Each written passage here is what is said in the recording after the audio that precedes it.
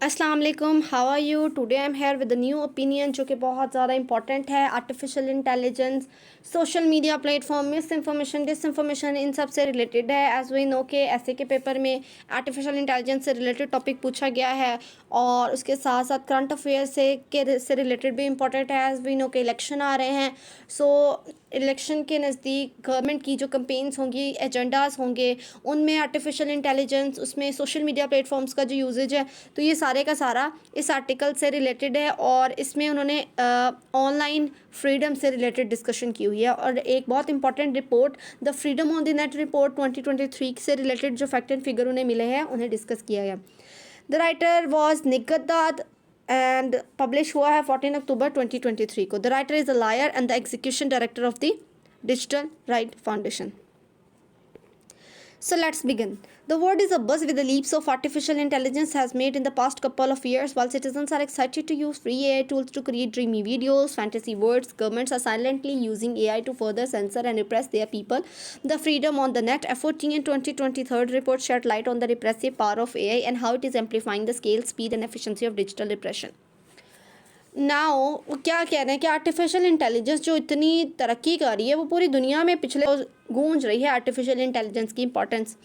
अब वो जो सिटीजन्स हैं, शहरी हैं, वो बहुत ज़्यादा एक्साइटेड हैं आर्टिफिशियल इंटेलिजेंस के टूल्स को यूज़ करके। वो फैंटेसी वीडियोस बनाएं, फैंटेसी वर्ड्स बनाएं, पिक्चर्स बनाएं, बहुत ज़्यादा एक्साइटेड है। इसके साथ साथ जो गवर्नमेंट है वो भी साइलेंटली एआई को यूज़ करी है लोगों को रिप्रेस करने के लिए, सेंसर करने के लिए। तो ये क्या है, गवर्नमेंट भी यूज़ करिए उसको, सिटीजन भी यूज़ करें अपने अपने मकसद के लिए।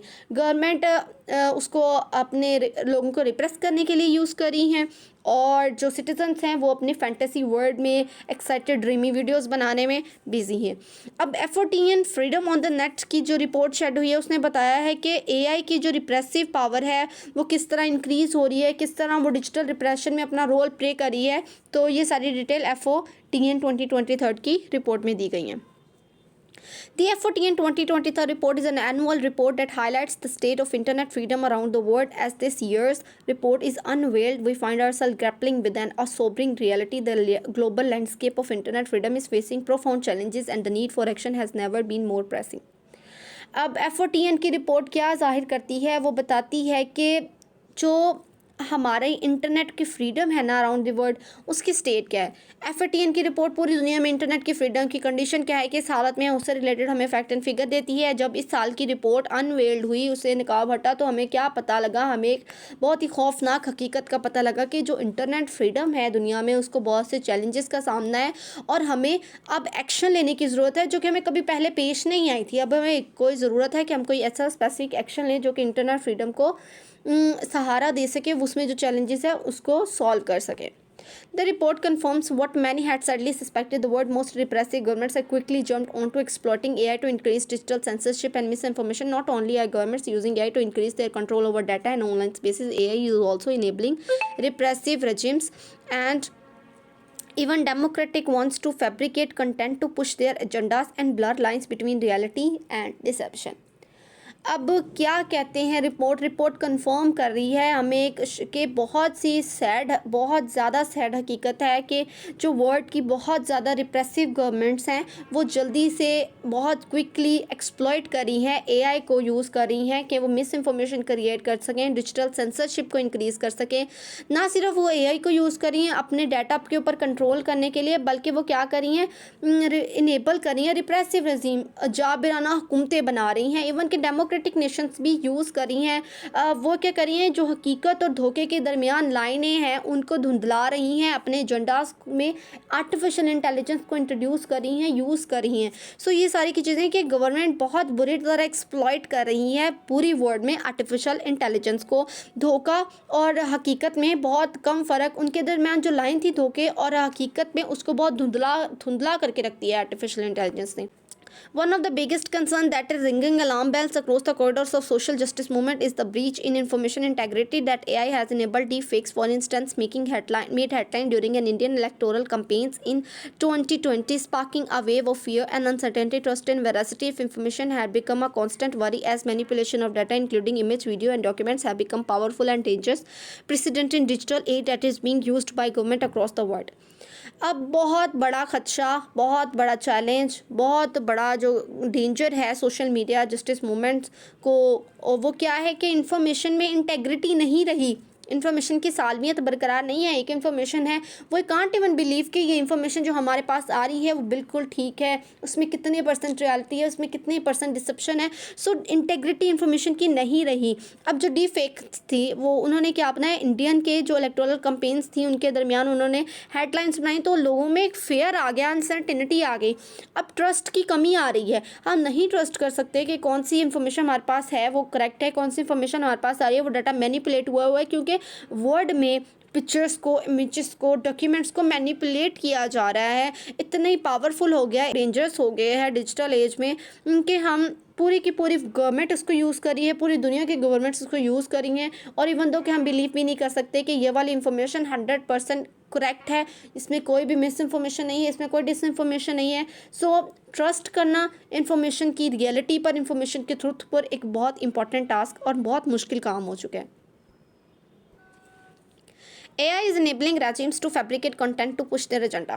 आर्टिफिशियल इंटेलिजेंस गवर्नमेंट की हेल्प कर रहा है अपने एजेंडास को आगे ले जाने के लिए, अपनी कंपेन्स को मूव करने के लिए, लोगों को अपनी तरफ अट्रैक्ट करने के लिए, अपने अपोजिशन के ख़िलाफ़ एजेंडास को यूज़ करने के लिए। सो ये सारे के सारी AI की हेल्प से हो रहा है। Next, while we might believe that AI is still in the early ages, the FOTN 2023 report reveals that government in at least 16 countries have already deployed AI-powered tools to accelerate smear campaigns against opponents and influence public debate. Furthermore, at least 22 countries have forced digital platforms to deploy machine learning to remove political, social, and religious speeches that doesn't seem favorable to the government parties.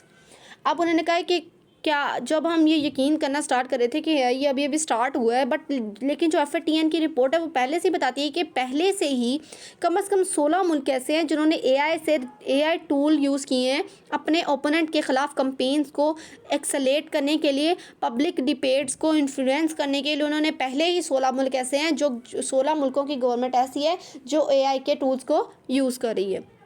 Next उन्होंने बताया कि 22 countries ऐसे हैं जो कि 22 countries है वो force कर रहे हैं अपने डिजिटल प्लेटफॉर्म को कि एक डिजिटल मशीन लर्निंग बनाई जाए जो कि पॉलिटिकल, सोशल और रिलीजियस से रिलेटेड जो स्पीच हैं, अनफेवरेबल हैं, जो फेवरेबल नहीं है पार्टीज़ के लिए, उनको रिमूव कर दें।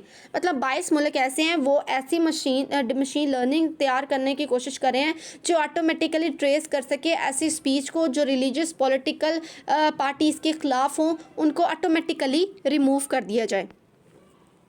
However, this doesn't mean that AI is replacing older method of information control, as a record 41 countries continue to block websites with political, social and religious content that should be protected under free expression standards within international human rights law.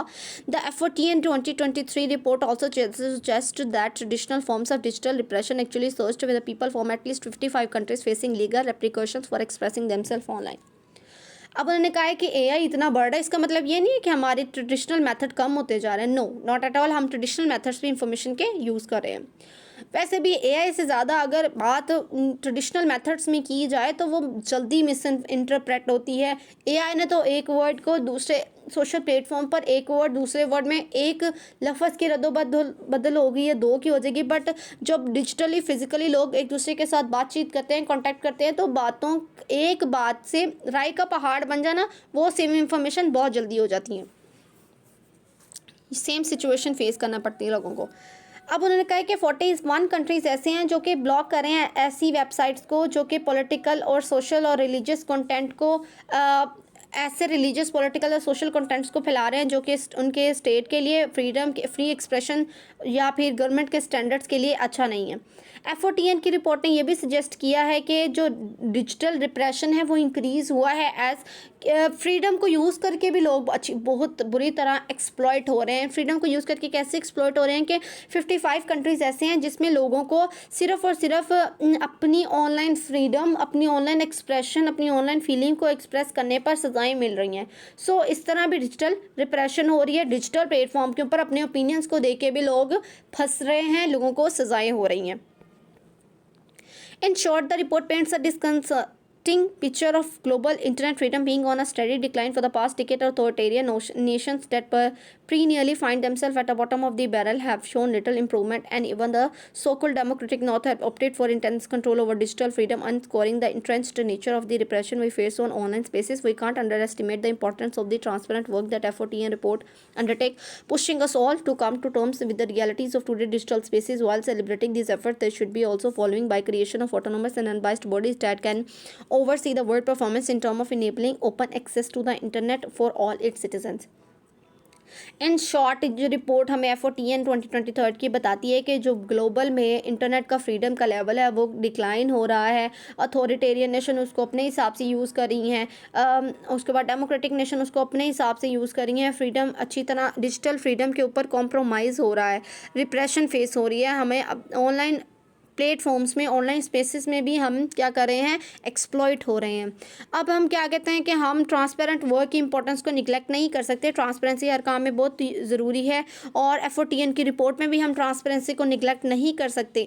जबकि हम realities को देख रहे हैं today world की, आजकल के दौर की, हमें क्या करना चाहिए, एक ऑटोनोमस और अनबाइस्ड बॉडी बनानी चाहिए जो कि पूरी दुनिया की परफॉर्मेंस को जज करे, चेक करे कि दुनिया में जो इंटरनेट एक्सेस जा रही है वो बिल्कुल ठीक जा रही है, कोई इसको मिस इंटरप्रेट तो नहीं कर रहा, कोई इसको मिस यूज़ तो नहीं कर रहा. सो हमें एक ऐसी ऑटोनोमस और अनबाइस्ड बॉडी की ज़रूरत है जो कि इस एजेंडास को, इस मिस इन्फॉर्मेशन को, इस डिस इन्फॉर्मेशन को, इस AI एक्सप्लोटेशन को, इट्स ये जो गवर्नमेंट्स बन रही हैं, रिप्रेसिव गवर्नमेंट्स बन रही हैं, रिप्रेसिव एजेंडास को यूज़ कर रहे हैं, इनको रोक सकें. नेक्स्ट उन्होंने एफर्ट्स बताई हैं कि हम इसको कैसे रोक सकते हैं, क्या क्या इस सिलसिले में हम अपने एफर्ट्स कर सकते हैं. A cohesive, collaborative and globally led approach is critically needed in today's internet which is riddled with misinformation, information control and AI powered deepfakes. However, these bodies should not be solely based on the agendas of the global north. Instead, they should be established through truly collaborative efforts. In this year report is an indication. It is clear that even Western democracy have failed to protect internet freedom for their people. It is imperative to push the governments to meet the international covenant on civil and political rights when it comes to digital space as well. Same वही बात कि हमें एक cohesive, collaborative और globally lead today approach लेनी चाहिए. ठीक है कि हमें क्या करना चाहिए. नेट आजकल के इंटरनेट में जिसमें मिस इन्फॉर्मेशन है, डिस इन्फॉर्मेशन है, इन्फॉर्मेशन को कंट्रोल किया जा रहा है, AI पावर्ड डीफेक्स बना रही हैं, तो हमें एक ऐसी बॉडी चाहिए सिर्फ जो नॉर्थ में नहीं बल्कि पूरी दुनिया में एक ट्रूली कोलैबोरेटिव एफर्ट्स के साथ बनाई जाए. वो क्या करे, इस चीज़ों के ऊपर कंट्रोल रखें, उनको मैनेज करे.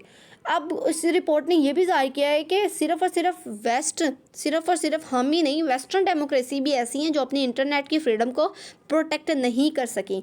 सो अब गवर्नमेंट की ड्यूटी है कि सिविल और प्रोटेक्शन राइट्स से जिस तरह जो भी कन्वेंशंस मिलती हैं, कोई ऐसे एक मीटिंग अरेंज की जाए जो कि वर्ल्ड की इंटरनेट फ्रीडम से रिलेटेड कोई एजेंडा पेश करें, कोई हमें बताएं, रूल्स बताएं, रेगुलेशन बनाएं, कोई एक कन्वेंशन सेटअप किया जाए, कोई भी ऐसा सेटअप किया जाए जो कि क्या करे कि इन सब मिस इन्फॉर्मेशन, डिस इन्फॉर्मेशन और AI के जो रिप्रेसिव यूजेस हैं इन सबको रोक सके.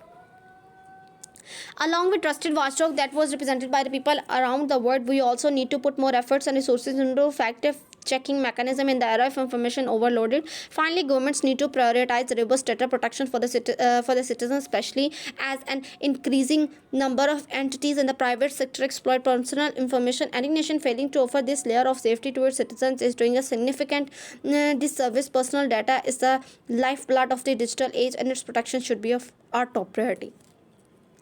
Last but not the least, उन्होंने क्या बताया कि एक ट्रस्टेड सा जिसके ऊपर पूरी दुनिया ट्रस्ट कर सके, एक वॉच डॉग होना चाहिए जो कि मॉनिटर कर सके सबकी एक्टिविटीज़ को. बहुत ज़्यादा एफर्ट्स देने चाहिए जो कि इन मैकेनिज़्म को चेक कर सके कि ये ऐसा आ रहा है जिसमें इंफॉर्मेशन ओवरलोड हो चुकी है. हर बंदा सोशल मीडिया यूज़ कर रहा है. सोशल मीडिया के अगर आप अपनी मिसाल हैं, आप सोशल मीडिया के कितने प्लेटफॉर्म्स पर लॉग इन है, आपने कितनी जगह पर आपने ChatGPT यूज़ कर रहे हैं, आप बिंग यूज़ कर रहे हैं, AI पावर टूल यूज़ कर रहे हैं, पावर पॉइंट्स यूज़ कर रहे हैं, आप गूगल के कोई टर्म्स एंड कंडीशन यूज़ करें, ईमेल यूज़ कर रहे हैं, व्हाट्सएप यूज़ कर रहे हैं, कितने सोशल मीडिया प्लेटफॉर्म्स है, फेसबुक, इंस्टा, मैसेंजर, ट्विटर, इन सब में आपने अपनी कुछ ना कुछ पर्सनल इन्फॉर्मेशन दी हुई है. सो एक ऐसा ट्रस्टेड वॉचडॉग होना चाहिए जो सबकी इस era of information where information is overloaded. So इस एरा में वो क्या करे कि सबकी इंफॉर्मेशन प्रोटेक्शन को यकीनी बताए कि हाँ ये इंफॉर्मेशन जो आप हमें प्रोवाइड कर रहे हैं, हम पर्सनल इंफॉर्मेशन आप हमें दे रहे हैं, उसकी हम टोटल प्रोटेक्शन करेंगे।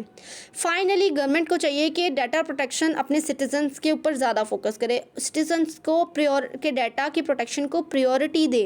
एज वी नोट डेट कि प्राइवेट सेक्टर वो ज़्यादा से ज़्यादा इंफॉर्मेशन, पर्सनल इंफॉर्मेशन को एक्सप्लॉइट करते हैं। सो कोई भी नेशन है उसमें तब तक सेफ्टी नहीं हो सकती जब तक उसके सिटीजन्स का डाटा प्रोटेक्ट नहीं हो सकता, ठीक है। पर्सनल डाटा जो कि डिजिटल एज में इंसान के लिए बहुत ज़्यादा ज़रूरी है, उसकी प्रोटेक्शन हमारी टॉप प्रायोरिटी, किसी भी गवर्नमेंट की टॉप प्रायोरिटी चाहिए कि इवन दो कि इसके सिटीजन्स का पर्सनल डाटा तो प्रोटेक्ट हो, उसके पर्सनल डाटा को कोई भी मिस यूज़ ना करे, उसके पर्सनल डाटा को कोई भी गलत तरीके के लिए यूज़ ना करे, गलत क्राइम, इस तरह हो सकता है कि साइबर क्राइम्स भी इसी वजह से इंक्रीज़ हो रहे हैं क्योंकि हमारा पर्सनल डाटा सेफ़ नहीं है, हैकिंग हो रही है, साइबर क्राइम्स इंक्रीज़ हो रहे हैं। सोशल मीडिया की जब बात आ जाती है तो ये बहुत इम्पॉर्टेंट है कि लोग क्या करें, गवर्नमेंट क्या करे और इंटरनेशनल फोरम्स पे क्या मेजर्स लिए जाएं जिसकी वजह से लोगों का डाटा प्रोटेक्टेड रहे, हम अपने फ्रीडम को। अब हमारे पास सोशल मीडिया आ गया है लोग क्या करते हैं, बस सोशल मीडिया मिल गया है, बात आ गई है, वो अंधाधुंध वो क्या करते हैं कि प्लेटफॉर्म्स पे जाकर पोस्ट करते हैं। फेसबुक पे अगर कोई पीटीआई के साथ है तो पीटीआई के ख़िलाफ़, नून लीग के ख़िलाफ़ बातें करते हैं, नून लीग के साथ है पीटीआई के ख़िलाफ़ बातें करते हैं। सो ये नहीं होना चाहिए। आपको प्लेटफॉर्म इन्फॉर्मेशन लेने के लिए दिया गया है, आपको मिस इन्फॉर्मेशन और डिस इन्फॉर्मेशन के लिए नहीं दिया गया। क्या आपको यकीन है कि आप जो पीटीआई और नून लीग के ख़िलाफ़ या उनके साथ बातें कर रहे हैं, आप जो इन्फॉर्मेशन उनके लिए दे रहे हैं वो इवन तो थाउजेंड्स छोड़े, आपको ये भी यकीन नहीं होगा कि वो 50% वो इन्फॉर्मेशन ठीक भी है कि नहीं है। सो हमें चाहिए कि हम बहुत केयरफुली इन ऐप्स को, इन प्लेटफॉर्म्स को यूज़ करें ताकि हमारी जो इन्फॉर्मेशन है वो गलत तरीके से लोगों तक ना पहुँचे, लोग उसको गलत इंटरप्रेट ना करें। So that's all about today. Thank you so much. Be careful regarding using your social media platforms. Thank you so much. Allah Hafiz.